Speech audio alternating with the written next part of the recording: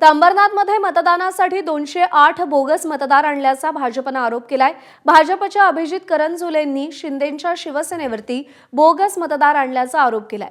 मतदानासाठी शेकडो महिलांना एका सभागृहात गोळा केल्याचा आरोप भाजपचा आहे। काँग्रेस आणि भाजपचे कार्यकर्ते घटनास्थळी दाखल झाले, वातावरण तापलं। बोगस मतदानासाठी भिवंडीतून महिला आणल्याचा आरोप करण्यात आलाय।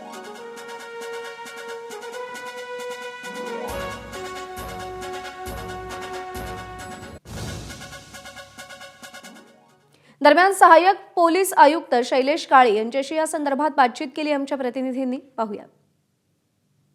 आम्हाला काही महिला त्या ठिकाणी आढळून आल्या।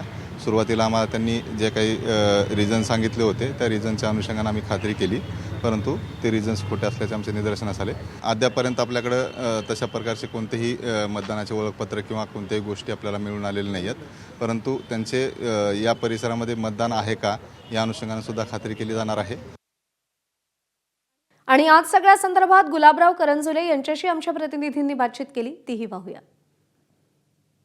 निवडणूक अधिकाऱ्यांनी रात्री आम्ही तर आमचे जे जिल्हा अध्यक्ष होते नंदू परब आणि आमचे काही सहकारी यांनी ह्या महिला रात्री पकडून दिल्या आणि तो कृष्णा मॅरेज हॉलमध्ये ह्या महिला सगळ्या होत्या।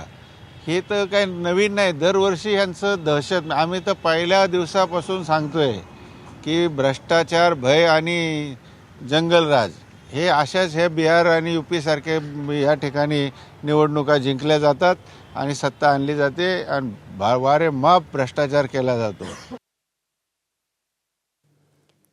दरम्यान हे सगळेजण बोगस मतदान करण्यासाठी आले होते, लग्न आहे म्हणत होते, मात्र त्यांच्याकडे नवरा नवरी कुणीही नव्हतं असा आरोप काँग्रेसच्या प्रदीप पाटील यांनी केलेला आहे। ह्या फक्त बुरख्यामध्ये बसवलेल्या बाया होत्या आणि ह्या मतदानाला आल्या होत्या, त्यांनी खाजगी तिथे कबूलही केलं, पण आमची त्या बायांना दोष देण्यात अर्थ नाही।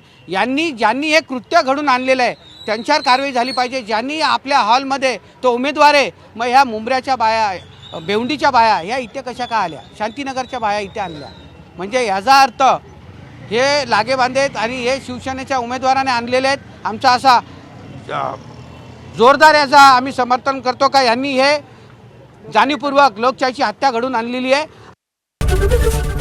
एबीपी माझा, उघडा डोळे बघा नीट।